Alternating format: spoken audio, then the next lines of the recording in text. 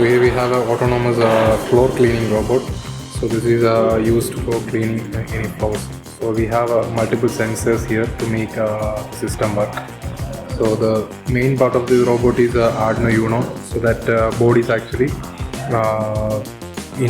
inside the robot. You can see the Arduino Uno board there, and driver board, power supply, everything is inside. And we have a 12-volt battery to supply the 12-volt battery for power supply.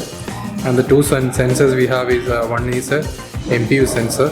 So this one is used for heading determination. Heading means in which direction the robot is going. We can identify that using the MPU sensor, IMU sensor. So using the magnetometer in IMU sensor, and we can decide whether the robot is going north or east or west or so by using that we can make the robot move forward in a single direction.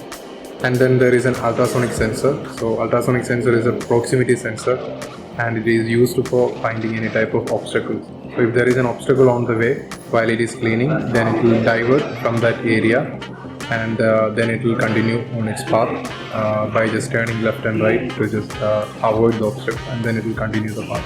So whenever there is any variation from the path it is supposed to go, the sensor will detect that, and then the whole setup will adjust to the right or left to make the path more straight. Then we have two DC motors, 100 RPM DC motors here for cleaning setup. So this cleaning setup, this is a rubber flap. For using this we can clean the floor.